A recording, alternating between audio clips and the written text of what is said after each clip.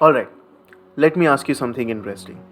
When you were a child and you were growing up and you had some semblance of talent and you had some unique skills, did your family members appreciate you, validate you, and really push you to somehow feel very good about yourself and filled you with joy and filled you with pride about having those skills? If that is so, I think you would agree with me that now, once you're out of that childhood phase and now you have to really interact with the real world, with the real people, you are facing some sort of identity crisis. And let me examine why. So, when I was a child, I worked specifically to acquire the skill of having good spoken English and somehow work towards having good fluency. It's also because I genuinely enjoyed language and I generally loved reading a lot of books, but it definitely became one of the skills that I was recognized for. Apart from this, I also used to read a lot of GK encyclopedias, so I had some knowledge of the world, of some random unrelated facts that I always used to somehow bring up in conversations to assert my superiority at the age of 10 or 11, if that makes any sense.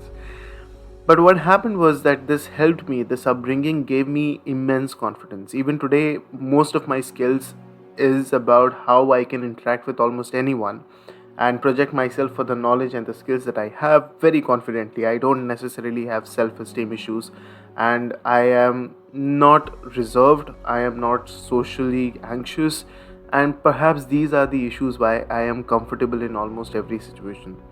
But when I look at it from a different perspective, something that is challengeable for people who necessarily do not have a lot of challenges is that once you are appreciated and validated for your skills, and you don't necessarily have to put in a lot of effort to acquire the results that you just get because of your privileged upbringing, perhaps, or because of the skills that you have because of your family background, you realize that once you get out of that secondary intermediate education, the world doesn't work like that.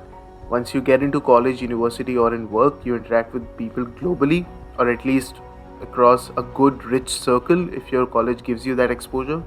And when you interact with these people, you realize everyone has those skills. And now, most of the people come from that privileged background. Almost everyone can speak English, and most of them can speak it better than I can. A lot of people have additional skills. People are good at sports, they are good at networking, they're good at coding, they're good at whatnot. So now you have to question yourself because now you can't really reach those consequences. You cannot have those results without putting in a lot of efforts. Now you have to put in extra efforts, not just to win, but also to compete. Just to run in the race, you have to find those specific instances of putting in extra effort. And this is very challenging because you're not used to this. What you're used to is realizing that you have an ability which is not very commonly dispersed, not very commonly distinguished amongst people, right?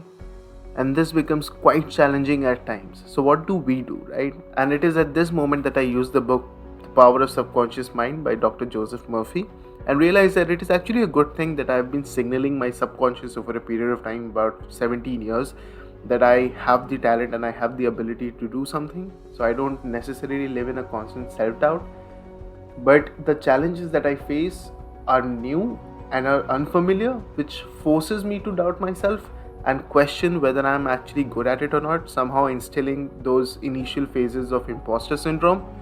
I'm not sure if that is imposter syndrome or if it is 100% something that needs to be clinically diagnosed, but definitely feeling the effects of it. So, how do we get out of it, right? At this stage is when we need to start re-signaling our subconscious. We need to start feeding our subconscious with the right and the correct amount of information. We need to keep telling ourselves that whatever is it that we have acquired in the past, the abilities, the talents, and the skills that we have is not incidental. It is because our background was such that our parents could devote time and could invest in our growth. That we actually did work at the time when I was learning how to speak English. I used to stand in front of the mirror, practice a simple speech on honesty is the best policy for hours and hours straight so that I would be confident when I spoke in front of a crowd. There were instances when I actually did forget most of my speech, completely messed up the Thanksgiving speech after an event, mispronounced my principal's name, and yes, that stuff happened, right? So the journey to whatever talent we completely ignore right now or take for granted actually did come from the efforts that we put in. So now whatever is it that we are going to acquire, may it be researching skills, writing skills, or may it be the ability to network, may it be the ability to work, may it be the ability to speak in front of a camera, may it be the ability to code, all of those skills would require some amount of work depending upon where you want to reach. And if you want to have some decent capability of handling the areas that you're trying to work in, it is strongly advisable that we do not look at the work as a challenge to our predisposed ability to acquire skills, right? It is the understanding that we can actually work in order to acquire those skills, and we have the ability to work and we have the willingness to work. Over the period of time, because of all this procrastination and doubt on our confidence, we have forgotten that we actually are hardworking people. We need to remind ourselves that we are very hardworking people. And the reason we are distracted right now is because the attention span is going away left, right, and center because of social media and whatnot.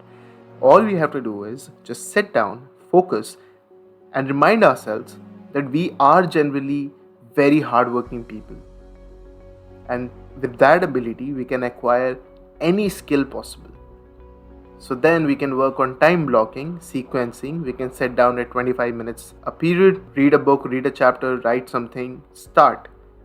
And then perhaps we can overcome the self-doubt, self-identity crisis, and the other issues of imposter syndrome that every day we all face. And as I have said before, it is not over until it is over. Thank you.